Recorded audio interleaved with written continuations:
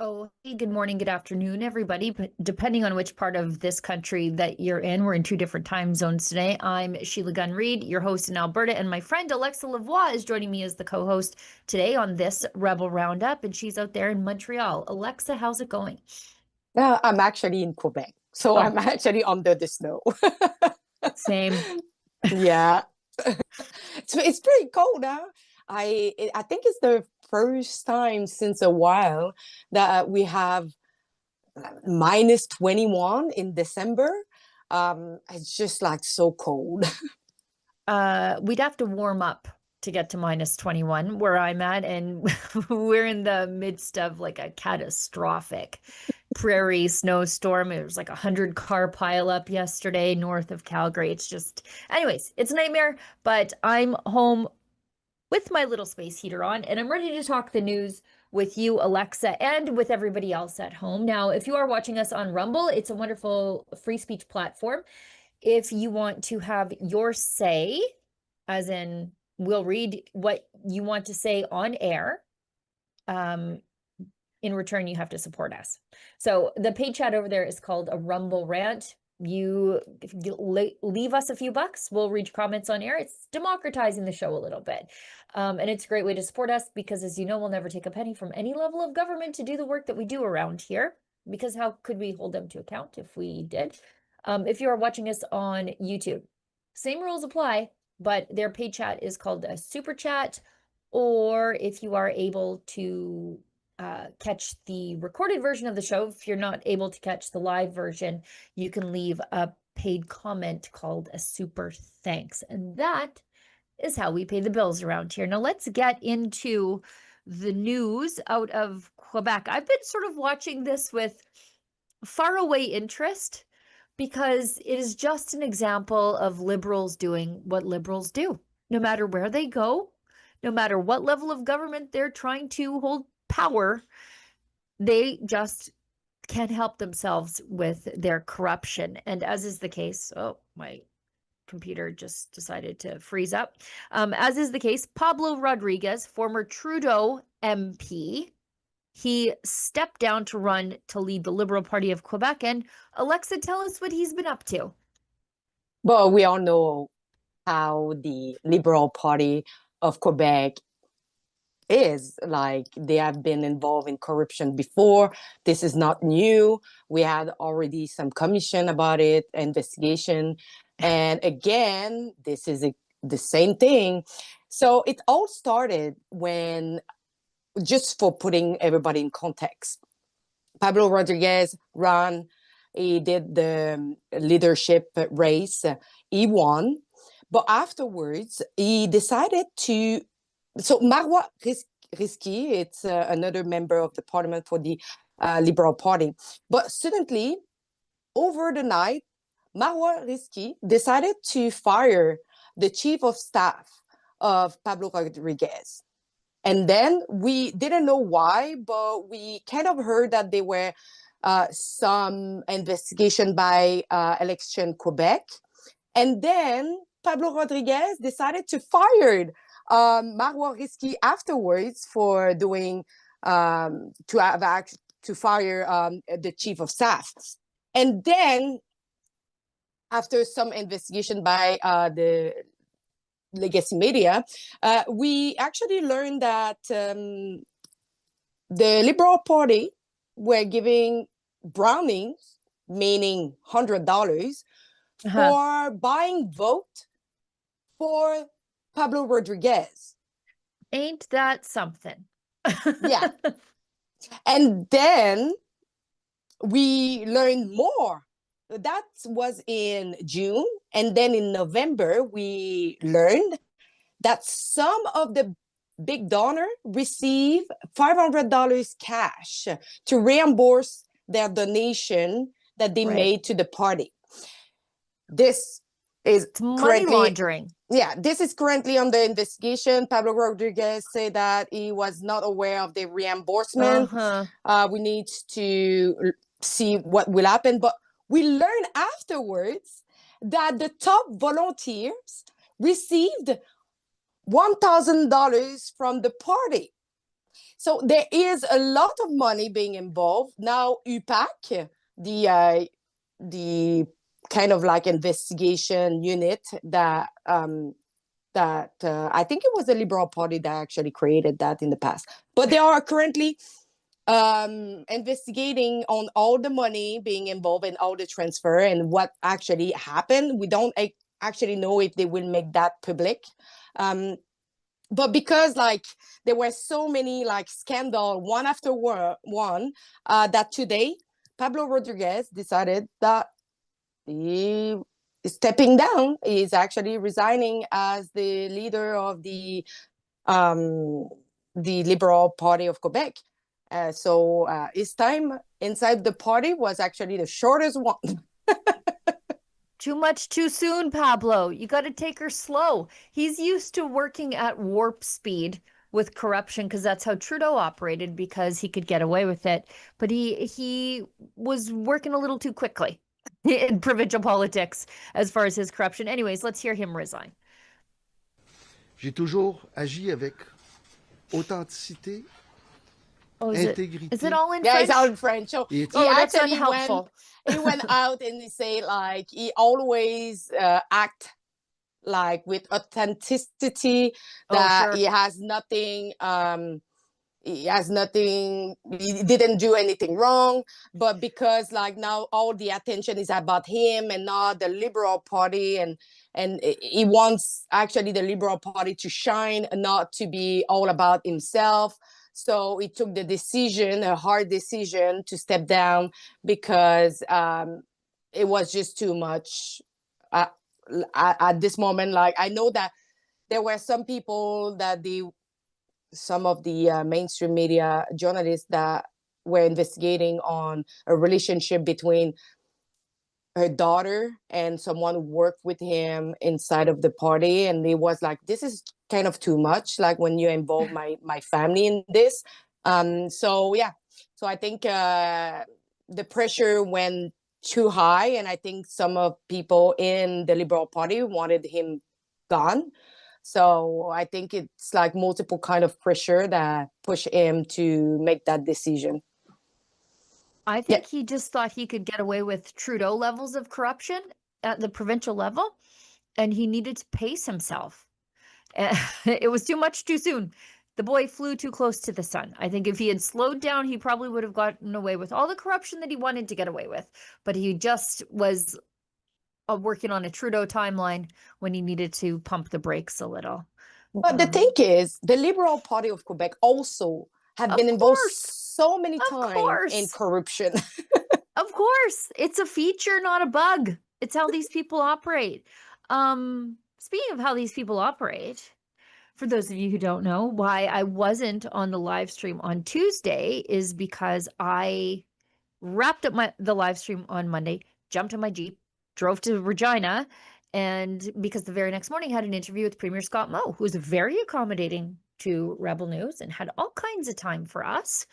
And anyways, take note, Doug Ford. And I sat down with him and, we talked about all the things that are facing so much of the country, but particularly Western issues like firearms and the canola tariffs and immigration. And at the end of the interview, I did my customary thank you so much and Merry Christmas to you. And he stopped and had some super nice words for Rebel News. So let's show that. Premier, thank you for taking the time to speak with me today, and Merry Christmas. Hey, Sheila, I'd just say thank you as well. You attended our convention. I did. Thank you for that. Thank you for what you do as well with Rebel News and just being a voice. There's many of us as Canadians don't agree on everything, but there's a large number of things that we do agree on. And it's good, I think, even in the realms of the media that's being reported, that we have different voices in that media reporting from different perspectives. And I think that's a very, very important. And I think Rebel News, brings one of those perspectives to the people in whether it be Saskatchewan, Alberta, or across Canada. But with that as well, I wish you and your family a Merry Christmas, a Happy New Year, and all of your viewers very Merry Christmas. And I hope that each of them have some time to reflect and just, reflect on why they can be thankful this season. I know that's how I'm going to spend my Christmas. Thank you. What a nice dude, hey? Yeah. I don't think I will hear that from Legault. No, or alleged conservative Doug Ford, right? Like Doug Ford would never sit down with us. Scott Moe has never sat down with anybody from Rebel News in like a sit down formal interview.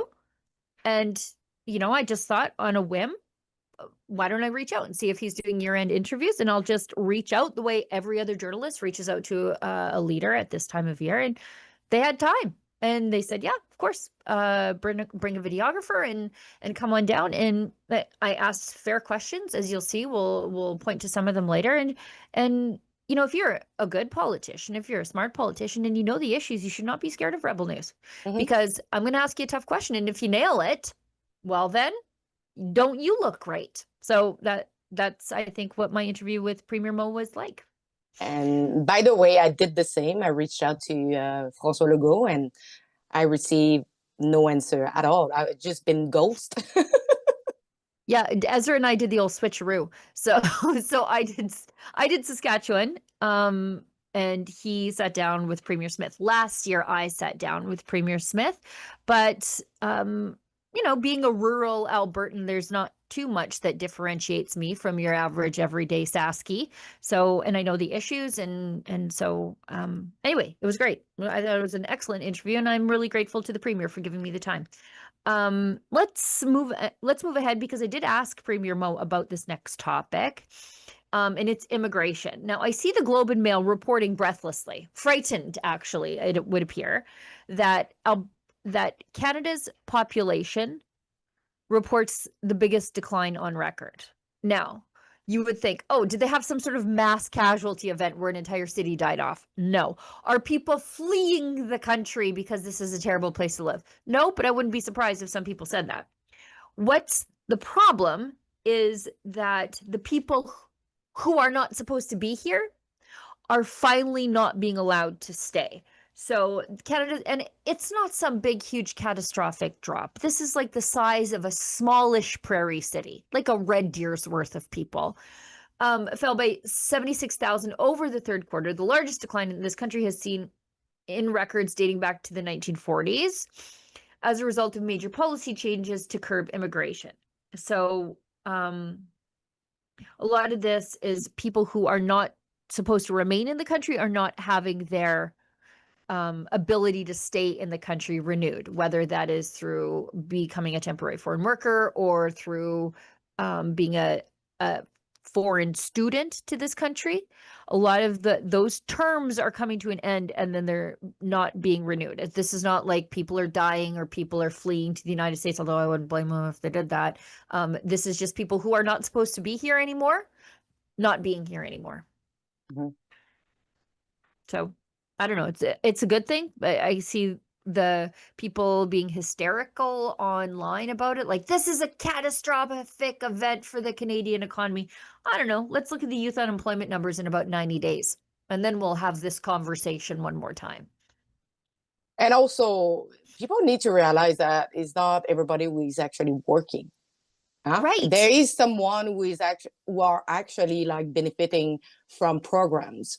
And they are not actually contributing. So I think we need to check also, not just like about the employment, but also like how much we are spending with as like subsidies or as programs in terms of money, and then looking also as the market, like the work market, and then we can actually have like a full portrait of what is happening and if it's good. And I'm pretty sure that we will result into a really good outcome of that. Yep. And now I asked Premier Moe about immigration, because this is a thing that in Alberta, our premier is sort of committed to doing what she can within the powers of the province to take control of immigration. I asked Scott Moe about this, and he actually directly referenced Quebec. Like, wouldn't it be great if we could do what Quebec is doing? So let's see this. And people, quit writing me emails about my boots, please. Immigration and the unconstrained immigration out of Ottawa has really been downloaded onto the provinces. When you look at it, it's a cost of living crisis. It's a housing crisis. It's a healthcare crisis. It's an education crisis. Is Saskatchewan looking at any means by which to take control of the amount of immigration, be it or temporary foreign students, temporary foreign workers coming into the province? Yeah. So there's a number of pockets of immigration. The provinces have some degree of control over a portion of it, and then largely it's federal. But even in that provincial portion, it is federally governed, as it is largely seems to be in the federal jurisdiction. I would say this about immigration more generally, and it has changed in the last decade, and it is time for us to have a look at our immigration policies across the nation. And I think some of that work is starting to happen. There's more that needs to happen. To answer your question, yes, Saskatchewan has repeatedly asked to have more decision-making power, more jurisdiction in this space.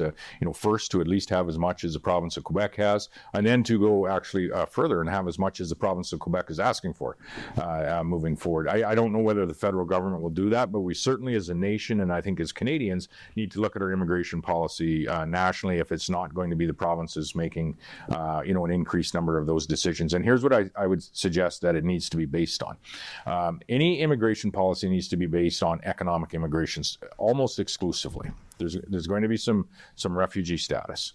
There's concerns, I think, around some of the asylum seekers that are coming into, and Quebec has a great concern in this space, but I think we as Canadians need to as well. And there's your student visas, your federal work permits, and your provincial work permits. It needs to have an economic focus to it. And here's why. It's good for the immigrant to know that they are coming to a job, hopefully to a job that is going to, allow them to aspire to maybe even more than they were able to aspire to wherever, in whichever country they're coming from. Second, if that immigrant has a family and they have a job, they're going to be able to provide for that family in whichever Saskatchewan or Canadian community where they reside. Third is it's going to be good for the community. If someone comes with their family, they have a job, they're a contributing member to the community, contributing member to the industry of which they're working in, that's a positive for everyone around involved, but most importantly for that immigrant and his family, for the community where they reside in Saskatchewan or Canada. And ultimately, I would say that's going to be a strength for Saskatchewan and our province, or any province, and the nation of Canada.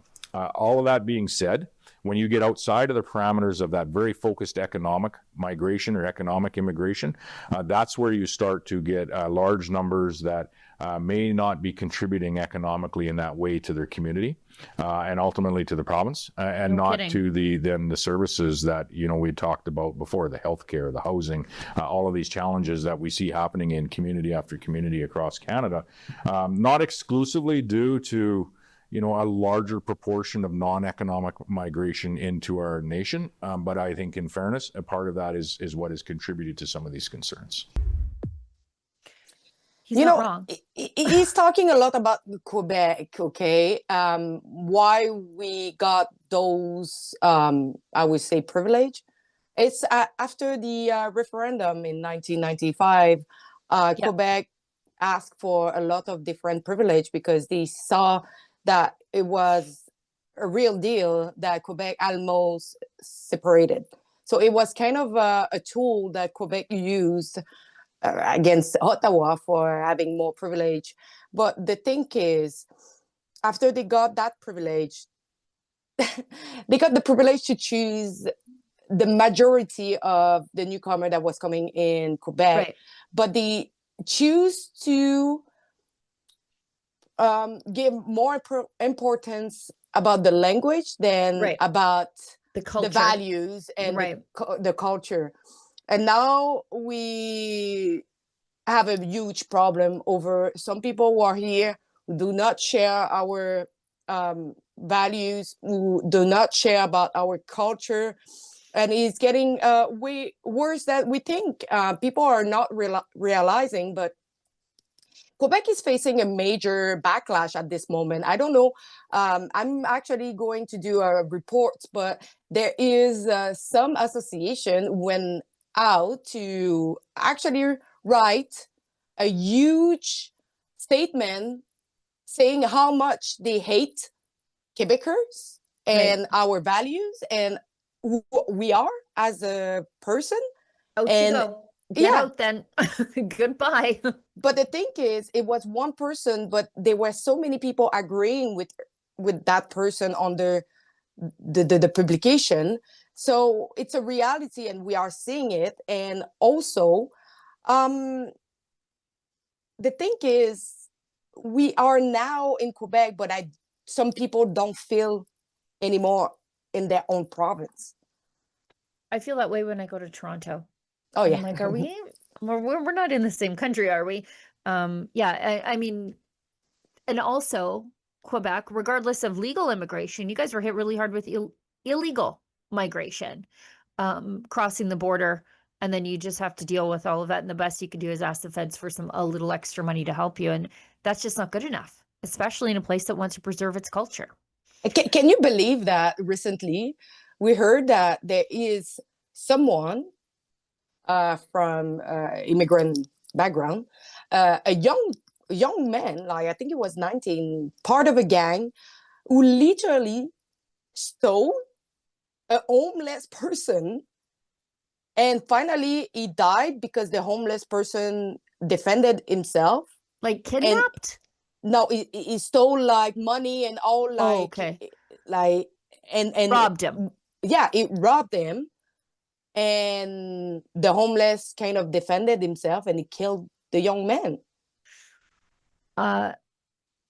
The way you described that, I thought you were describing a kidnapping. Like he just I would have said maybe he just stole a homeless guy. And I would not be surprised when though. you said it. Yeah, I was like, okay, well, this is the new country. This is Canada, I guess. Now, Ezra sat down with Premier Smith last night, and he asked her about immigration. And this is a thing that she really goes hard on, because it is her job to make sure that Albertans are employed. Alberta for Albertans. And our young people are really hit hard by unconstrained immigration. And so Ezra asked her about that, and she had some very interesting things to say about the failures of the federal government. I want to ask you about some comments you gave earlier this week about immigration. And I remember your speech at the UCP convention a few weeks ago. When you talked about immigration, that was one of the largest responses from the crowd in applause. Tell me some of your latest ideas. You were thinking that newcomers maybe have a waiting period before they can get into social services. What are your ideas? Well, I guess a couple things I'd say is that I think that the federal government destroyed the historic consensus we've always had in Canada. We used to have an enviable immigration system based on points, bringing in professionals, giving extra points for people who had degrees and could speak one of the official languages, and they blew that up. That we received a very large number of temporary workers, refugees, family reunification, international students, pretty much everyone but the economic migrants that had always been the source of its success. And we're seeing it. It has brought our public services almost to the brink of collapse. That's one of the challenges that we faced in our education system, is we went from having a stagnant enrollment in our system to having a net new 85,000 kids added, 96,000 of which speak English as a second language, or English language learners, which is double what we saw 3 years ago. It's put enormous pressure. People are seeing the pressure in being able to get a doctor or nurse practitioner. They're seeing a pressure on buying a house, getting rent. The price of everything is going up, and they're frustrated. When I was going around with the Alberta Next panel, we heard of parents and grandparents saying, my kid or my grandkid has applied for dozens of jobs, even at McDonald's and Tim Hortons, and can't get one. So what we have asked the federal government to do, and it looks like they're curtailing many of those programs. We've been supportive of the changes that they've made, particularly on the temporary foreign worker program. But the federal government's irresponsibility has put huge costs onto our taxpayers.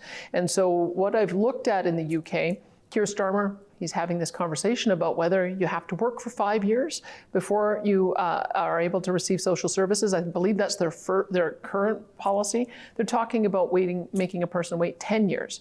And so you should come to Alberta because you have a job. You should be a taxpayer first. And then if you want to stay and become a permanent resident, that's when you can bring in your wife and your kids, and you can start on the pathway to permanent citizenship. We believe that those who are not here in a permanent status should be treated like tourists. And as a tourist, you don't go to somebody else's country and say, pay for my childcare, pay for my education, pay for my healthcare, pay for my long-term care, give me a pension. We have to get back to something approaching a consensus around immigration again. And so that's what we're going to be looking to Albertans to see if they want to give us a mandate to do that.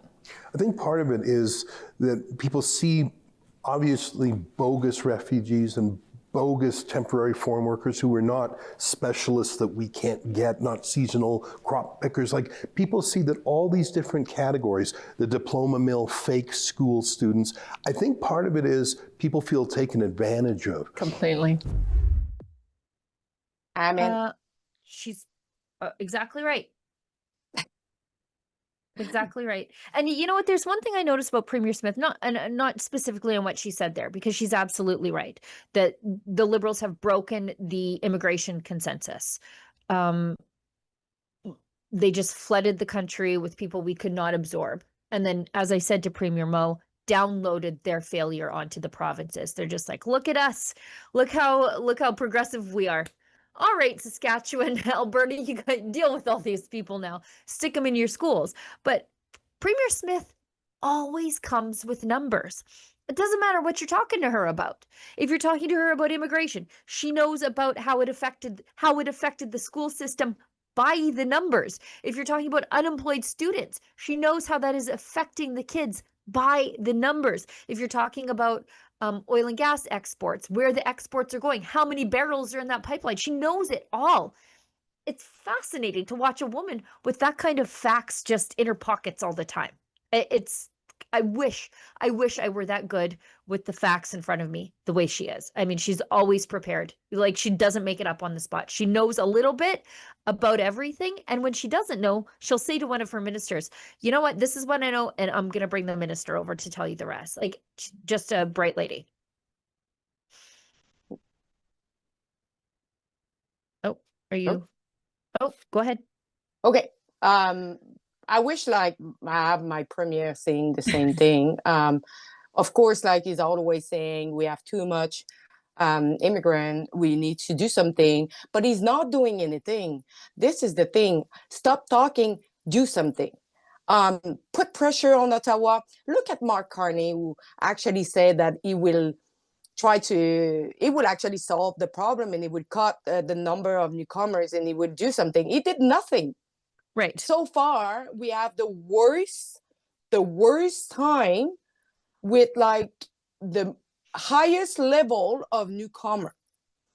He didn't fix anything. He just said that he will do something, but okay, in how many years? Like, at a moment where we will be, like, struggling even more. Like, people are saying, like, look at, okay, Keir Starmer. But Keir Starmer is responsible of what is happening over there, the crisis. And then they say, oh, we flooded your country. You're in a major crisis. Everything is falling apart. We will fix it now. Yeah. Yeah. Well, it's just, it's the same thing that just got the Liberals elected. The problem is, it's ridiculous, but people buy it, right? Because the Liberals have been in charge for 10 years.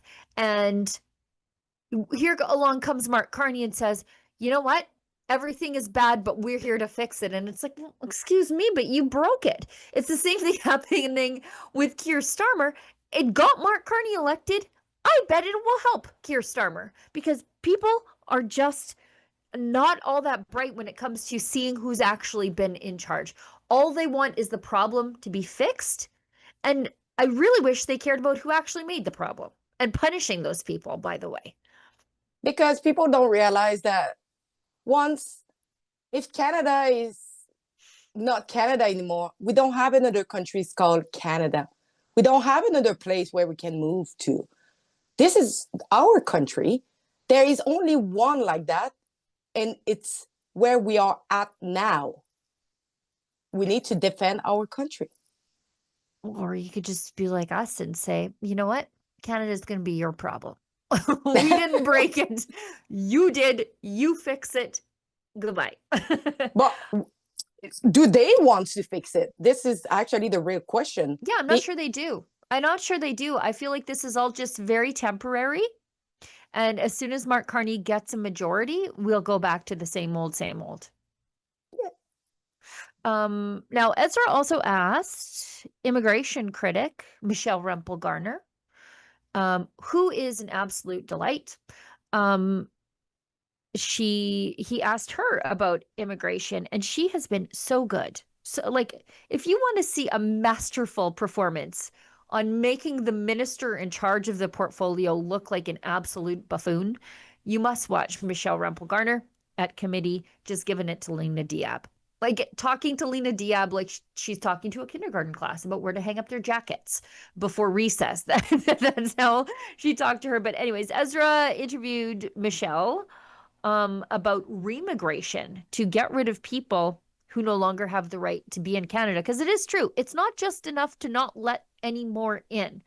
The people who are not supposed to be here should be gone. We need to get rid of them. They're eating up our resources and taking up our houses. And it's just a simple fact of supply and demand. So anyways, I'll zip it. Let's show this clip with Ezra and Michelle. Narrow asylum claim. And the U.S. president has several times used the word remigration. And that word is used a little bit in Scandinavia. There are some countries that pay migrants to go home. I saw the United Nations the other day say that 1 million Syrian migrants have moved back, Syrian refugees, because the war is over, the sanctions are gone, so you have 1 million Syrians that have gone home. They're expecting another million. Is it time for Canada to say, okay, not only are we going to stop inward migration, but we're going to get these folks who no longer have the right to be here out. And in the case of maybe the Syrians, well, here's a free flight and maybe $5,000 cash. Go back and rebuild your homeland. It's safe now. You can go home. Like, do we have the courage to say, okay, we've served you, and the crisis is over, at least in Syria. Go home. Well, I think we have to start with the position of stating a fact, which I know that there are people who watch your show who have migrated to Canada playing by the rules and have invested in the country by bettering themselves and bettering the country while they do it. They're law-abiding citizens who are here to build Canada. And those are people who obviously, you know, these are the people that the consensus for Canadian immigration, which the Liberals broke, is built around. So the question then becomes, what about the people who don't play by the rules or who might want to abuse the system? And that's where I think Canadian public policy needs to be focused. It's where I've been focused with some spicy stuff this year, for example, right? So, you know, I have a private members bill. I put forward multiple amendments to the Liberals border bill, Bill C-12, to ensure that non-citizens who are convicted of serious crime, that they're immediately deported. Like right now, people in those situations can endlessly appeal their deportation. There was a story in BC this week about people who are convicted of charged with serious extortion charges and then able to appeal or to claim asylum. That's insane.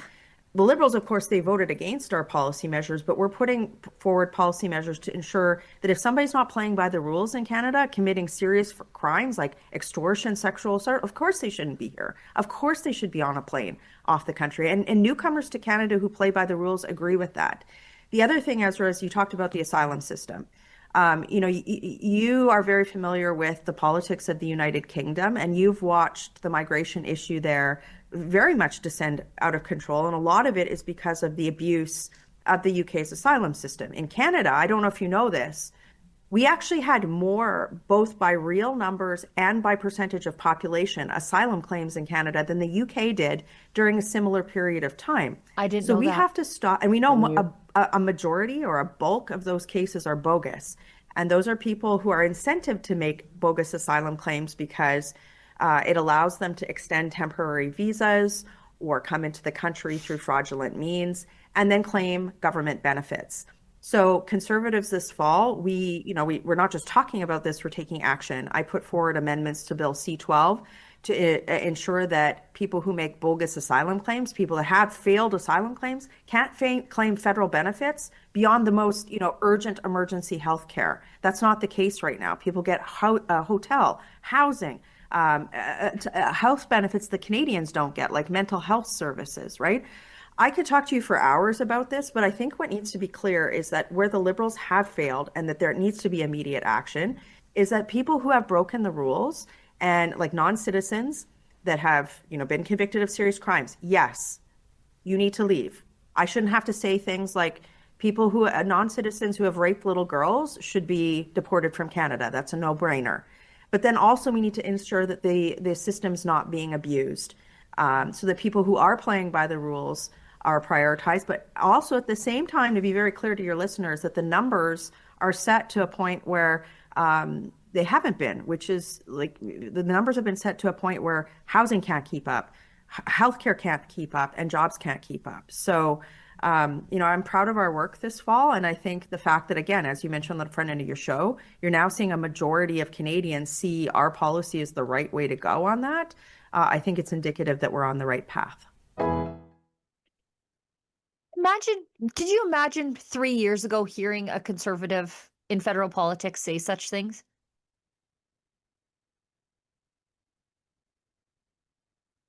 Good question. I don't think so. I don't think we would have heard that. Because 10 years ago, we didn't have like that much of a problem. Like immigration was not that bad. It was well controlled. It all began with Trudeau. 2017, 2018, 2017, really. There's welcome to Canada tweet. One tweet broke our immigration system. Now, And Ezra mentioned, yeah, and a man. Ezra mentioned the re-immigration, and we'll do an ad break after we just wrap this up. DHS, Department of Homeland Security, and Customs and Border Patrol, you can deport yourself with an app. Mm-hmm. So if you're in the country illegally, they actually incentivize you to get out before they get you. So there's an app. It'll show you where to go to deport. I think they give you a little stipend. You get a nice flight home, like teddy bears for the kids, whatever. Or they can round you up and you'll go home in shackles. And it's really your choice. So you can do it the easy way or the hard way, but Customs and Border Patrol is coming to get you.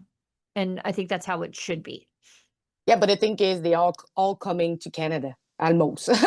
They don't deport themselves. They just search for another place to move.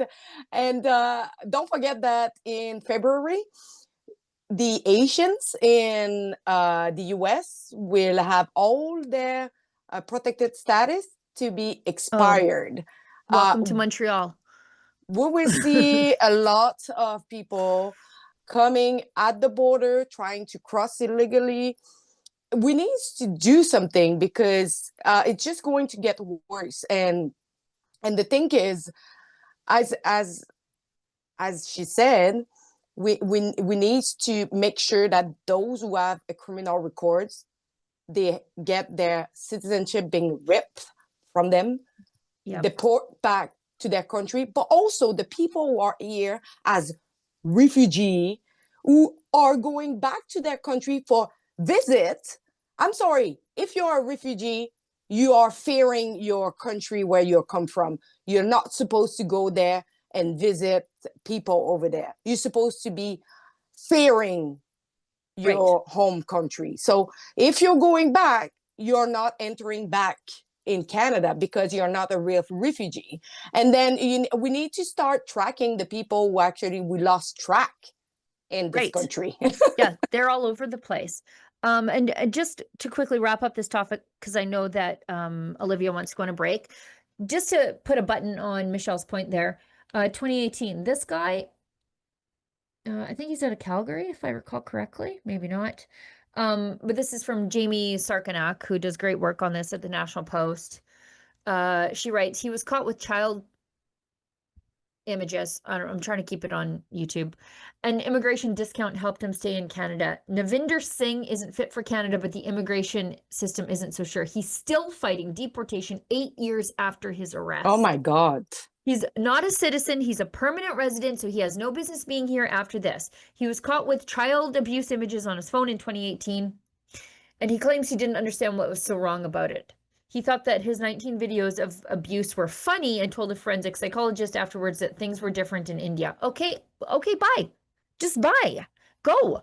Without any details, it gets worse. This alone would tell any regular Canadian that Singh was incompatible with our society, but every step of the way, the system fought hard to keep him here. By 2024, he's still here, fighting deportation. It's very possible that he remains. His case highlights one of the many failure points in which the immigration system fails to keep criminal perverts out of the country. Singh first came to Canada in 2013 on, guess what? A temporary foreign worker permit, and he was upgraded to permanent residency in 2018. This was an admission and integration failure. He didn't share the Western taboo against child abuse, nor did he absorb that part of our moral code in the years prior to his arrest. We don't appear to screen for that when admitting foreign workers. He got his residency papers at the end of 2018, along with his family for some reason, but papers needed to be confirmed by immigration officials, so the next day they crossed from Alberta into Montana and back again to jump in the immigration queue, known as flagpoling. It was here that Customs and Border Agency officers became suspicious. He had a Class 1 license that officers suspected was fraudulent, so he's breaking the law. His Class 1 license is a truck driving license, so air brakes. He gave his phone to the border officers who found shocking videos within. The findings were recounted by the Alberta Provincial Court. Images and videos were predominantly, oh my God, I didn't read this part. Young infant boys, newborn to 4 years old, who were naked, and the primary focus was on their genitals. Some videos and images depicted children being assaulted in a violent manner. Okay, that's enough. One of these videos showed several men hitting 2 naked girls, 1 teen and a 12-year-old, with sticks. Okay, I don't need to know any more about the abuse, which this man should be just back. First train out, like, get on the plane. I don't care if they put you in the cargo hold. I don't even care where you're going. You're not allowed in this country anymore. And here we are 8 years on, and he's in Canada because they gave him a reduced sentence for this. And another case, just recently, we heard that someone who actually committed 2 homicides at home, who came here as a refugee, and after a huge trial, he was granted to stay here, not facing jail, but stay here, because if he was going back to his country, he was going to face jail time and persecution. Of course, you just committed 2 homicides. Can he face the consequences back in his country? You're a murderer. They might treat you like one. We won't, obviously, but maybe somebody else might treat you like the criminal that you are, back where you belong, because it isn't here. He's not facing any consequences for that, and he can stay here, and he can also ask for his residency. Yeah. Oh, good. This is awful. Let's hit an ad break. We'll come back. We'll talk about the European farmers protesting in a way that just warms the cockles of my frozen heart. And then we'll do the Daily Cringe and then wrap up, I think. You like the hat? Me too. Same strong message about making Canada great again, but in a really cool color, black and gold. There's other colors available, and it's an all-Canadian site. So if you want to signal your tribe or trigger a Liberal, go to mcgahats.ca today. Hey everyone, Sheila Gunn Reid here, and I'm thrilled to introduce the 2 books that I just wrote, and I use that word pretty loosely. Meet The Case for Confederation, Alberta's Compelling Reasons to Stick Around, and The Case for Confederation, Saskatchewan's Compelling Reasons to Stick Around. 2 beautifully bound volumes packed with every strong promise and well-researched argument for why Alberta and Saskatchewan should stay within the confines of Canada. And by packed, I mean the pages are blank. These two books are completely empty because when I went looking for Ottawa's case to keep the prairies, or rather for us to stay, that's exactly what I found. Nothing. Flip through either book and you'll reach the same conclusion I did. If the federal government has a convincing argument, it didn't make it into the pages of my book or into reality for that matter. These books will make the perfect gift for your favorite prairie firebrand, your CBC-soaked Liberal coworker, or anyone who still insists equalization is fair. Or how about for that guy who yells elbows up every time pipelines or canola or potash comes up. And look, even if Ottawa won't offer Alberta or Saskatchewan much, these blank books can, because they're lined. They double as notebooks, instantly making them more useful than any federal promise since 1905. Get your copies today at thecaseforconfederation.com. Order now to get yours in time for Christmas. Again, that's thecaseforconfederation.com. Those books are number 1 and 2 in, I think, Parliament category. It's beating like a pro-Confederation book. So anyways, they're $10, caseforconfederation.com. And if you like order by today or tomorrow, you should have them before Christmas. Okay, let's talk about what's happening in Europe with regard to these European farmers. They want to, from what I understand, break into the EU headquarters. And Alexa, maybe you could tell us what's going on. What are their issues? Are they protesting mass culls? Are we back worried about the fertilizer targets, or is it like everything? But everything is related. Okay. It's not the first time the farmers are rising in Europe. Yeah.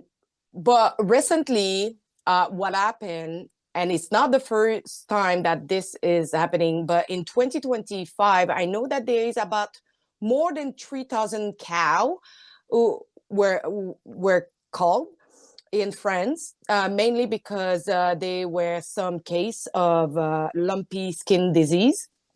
And by the way, when the cow have this disease, first of all, you can't transmit it to human. The human can still eat the meat and not being infected. It's not transmissible from a cow to another cow. It's mainly like a mosquito. It's a mosquito. And the lumpy skin is actually the cows. If they do get sick, it's from a secondary infection from the sores caused by this disease that is transmissible by air. And I remember in the olden days we used to spray mosquitoes, but the environmentalists don't like us doing that anymore. Mm-hmm. And they had some cases in the past in l'île de la Réunion, Réunion Island. It's an island in France. But what they did, they actually vaccinated all the cow, and they were able to eradicate the disease. But the thing is, in south of France, in Bordes-sur-Arize, there were one case.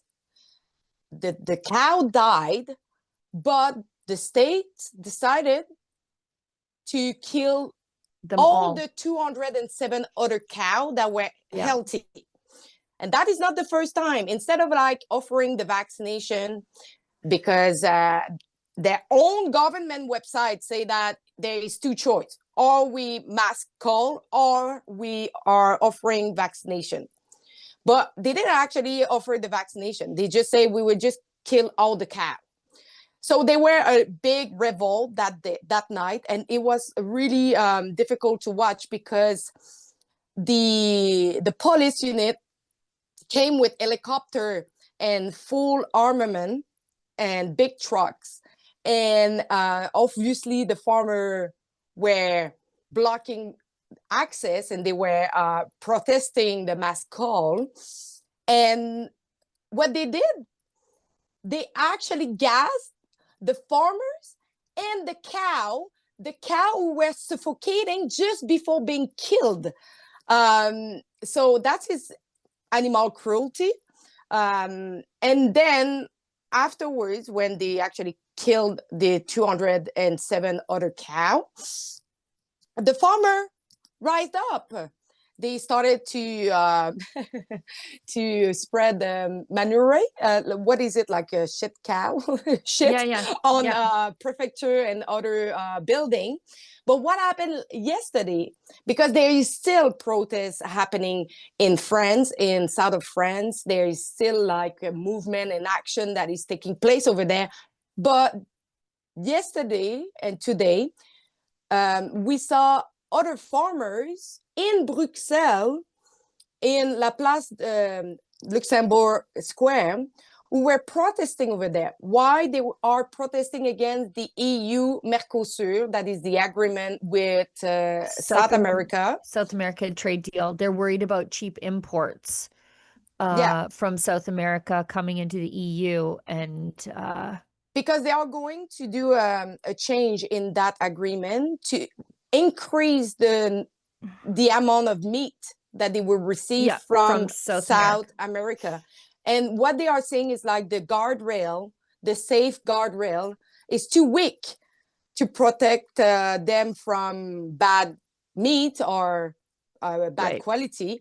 And also, you know, you need to know that the EU, especially in France, they are really proud of their product.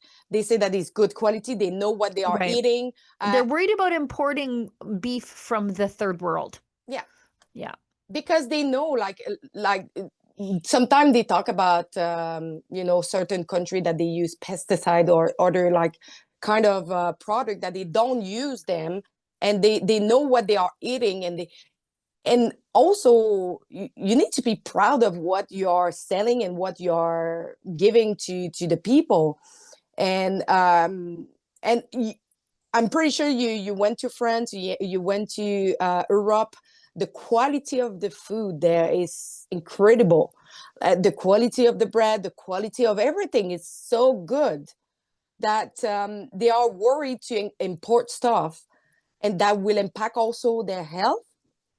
And also they are killing the farmers over there, because the farmers want to stay alive. They want also to feed their people.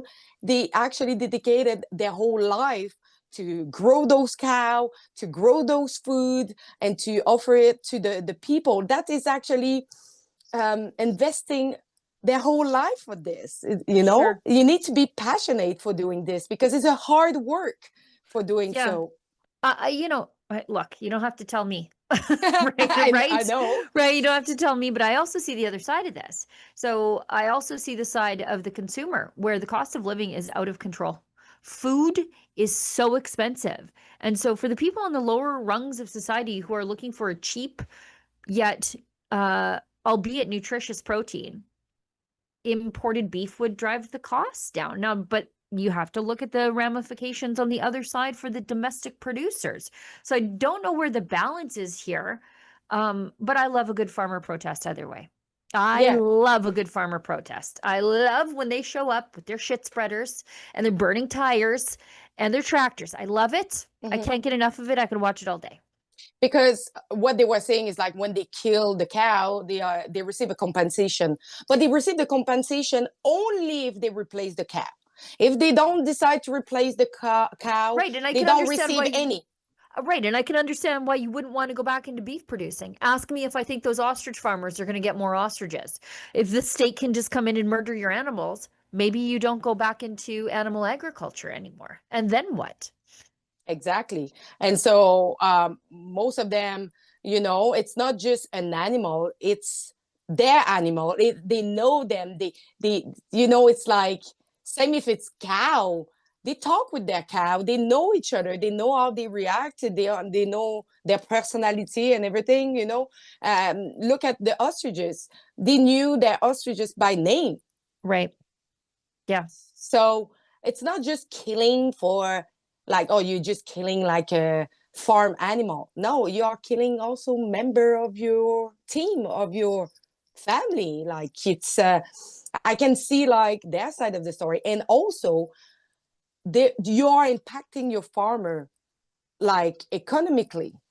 And so some of them will have to close their farm, and less farm, less food. And then we will turn ourselves into fake food being produced in laboratory. Now they are looking into creating milk out of a cow. I'm not going to drink that, by the way. No, cricket milk. I saw cricket milk. But now I saw like also putting like bacteria together, and it did that will make milk, and I was just like, this is gross. This is gross. That's not like natural. Yeah. But we have a problem. We saw it in Netherlands.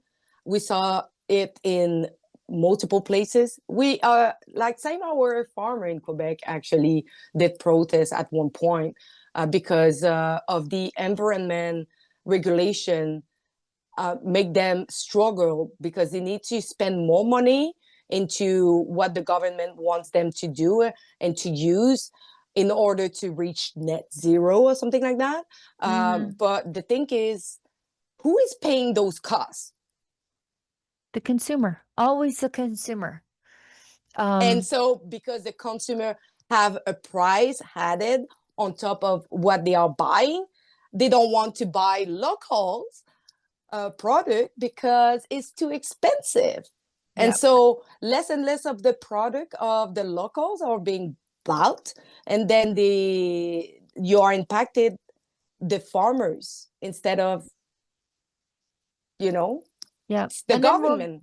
Then we'll just eat our lab-grown steak and drink our cricket milk. And as Nicholas Tesla once said, you may live to see man-made horrors beyond your comprehension. And it was a prediction, not even a warning. But quickly, it's good to see because Emmanuel Macron said nothing.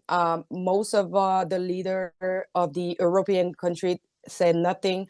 But I saw that Jordan Bardella actually took the microphone and spoke in the side of the farmers. Jordan Bardella, for the people who don't know him, it might be potentially the next president of France, because as of right now, Marine Le Pen is not eligible to run. We will know maybe like with the court trial that is happening at this moment. But if she can't run, it would be Jordan Bardella. And he's really young. I think he's 31 or around in the 30s. So he's a young man, but he's well-spoken. And at least we can see that he is standing with the farmers. I think we should probably wrap it up. I know there's a whole other section that we were going to talk about, but let's hit the couple of chats that we have. Friends, if you have some chats to send them in now while we wrap up the last few things, and then we'll do the Daily Cringe, which was, the supermarket chain. Okay, so we've got a chat here. OPG1 gives us $15. Thanks for all that Rebel News does. Well, you're welcome. Thank you. Yeah, Snowy Roof gives us $5. I saw, I'm going to correct your grammar. I saw a Facebook post where they were talking to Trump about Alberta leaving Canada. Basically said that when Alberta leaves, the next day Canada will be bankrupt and they deserve it. I haven't seen that. And I kind of keep a pretty careful watch on those sorts of things. But it would be true. It would be true. AI, it's pretty good too. It is. It sure is. You don't know how many people have fallen for the most Albertan man. He's AI, you guys. Now, he is a pretty good conglomerate of the men around here. He's highly accurate, and that's why he's so popular. But he's AI. Ezra didn't interview him. He didn't. Okay? That was me. And they took me out and replaced me with the most Albertan man. So I don't know if that's true, but I do know that the rest of this country will be in a real bad way if Alberta leaves. Now, we might be too for the first little bit, and that's something I learned from reading documents related to the 1995 attempts of Quebec to leave. One of the big things that they were very concerned about was market shocks and insurance problems. And their assessment was, in the first little bit of leaving and in the lead up to leaving, it could be financially ugly because markets love stability and things would be very unstable for a while. But we have something Quebec doesn't have, and that is tons of oil and gas and a wonderful relationship with the United States. And so we would be a lot better off a lot sooner than Quebec had anticipated that they would be. We have a lot Anyway, of gas. We just don't you can't drill extract it. You banned fracking. Yeah, I think Questair really was pushing for fracking in Quebec, but they're more than happy to have Albertan fracked gas. You see, you didn't ban fracking. You banned fracking jobs in Quebec because you get all of your propane from us and we frack and we love it. And it's great. And it's so stupid because we can be like independent regarding gas, but instead of that, we import 100% of our gas. Yeah, right. you're not against fracking because all that propane from us is fracked. So you're welcome. You're just against fracking jobs in Quebec, which is really terrible because those are well-paying jobs. We've got chat here from JP Alberta First, $20. Well, thank you. Oh, thank you. The socialist communist WEF mindset is rampant around the world, including here in Canada. Yeah, we have a WEF guy in power. Like that's where we used to run into Mark Carney, was at the WEF. Exactly. Now he's here. And we've got Melanie, Melanie McKenzie, 1710, is a partial premium member. Well, welcome aboard, Melanie. We're glad to have you. Hopefully you can take advantage of some of your premium member benefits, like access to exclusive members only content and fun little emojis. Okay, let's go to this really dumb thing. Every year there's some dumb war on Christmas where the fun burglars have to make it weird for the rest of us. This comes to us by way of Disclose TV, the UK's second largest supermarket chain, to remove a Grinch Christmas card after it was called transphobic and that it invalidated the lived experiences of trans people, because he says, this Christmas I'm identifying as a Grinch. Okay, but I don't see that. They say it's transphobic because it's poking, I guess. I'm going to try to explain a joke, which is bad because once you have to explain a joke, it's not funny anymore. I think they're offended because it hurts their feelings because a Grinch identifying as, or a normal person identifying as a Grinch is just as possible as a man identifying as a woman, as in it's not really possible at all. And it was a little too truthy for them. It hurt their feelings because it points out the ridiculousness of it all. They're offended by a cartoon character, you guys. He's not real. He didn't steal Christmas. There's no place like Whoville. It doesn't exist. He doesn't exist, you guys. The Grinch can't hurt you. But here we are canceling a card because every year these people did. Imagine going through life just looking for reasons to be offended. Like I think that it's actually, I think they have like probably like some group being paid just to find everything that they will say that is offensive. It's their emotions are so out of check. Like, can you just operate in the world without going around and pretending like everybody's trying to get you? Nobody cares. Nobody cares about you, honestly. All you busybodies out there. Nobody cares about you. Stop it. We don't care. Quit making us care when you do this stupid stuff.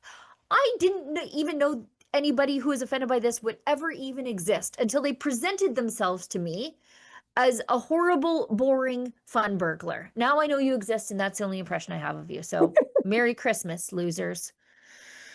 Merry Christmas. And also Merry Christmas, losers, to the grocery chain who capitulated to this stuff. You could have just said, the Grinch isn't real. He can't hurt your feelings. But no, they're like, yep, this is a real thing and we're really sorry. Where do we donate the money to the busybody organization who we hurt? It's the worst. Anyway, I think that's the show. Perhaps we could... Did you heard about the grocery store who got robbed by a group of individuals calling themselves the Robin Hood, who actually stole for $3,000 in grocery for bringing it outside for homeless people putting like a note saying like that they are struggling to eat. I was like, are we now starting like to rob grocery store, to put it like outside down to a tree, a Christmas tree, and just giving it? It's not how everything works, eh? Well, yeah, and this just makes groceries expensive for the people who actually have to pay money for the groceries, right? Because theft gets factored into the cost of groceries. You know what you losers could have done? You could have done a food drive, knocked on doors and said, hey, do you have a couple of cans of food for the homeless? Go to the grocery store and say, hey, it's too much effort. Do you have anything to donate to the homeless? That would be great. But their first resort is theft?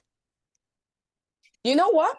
It's because it's too much effort for them for doing so. And they know do that it they the would right way, not yeah. have any consequences for doing it. They Right. were fully masked.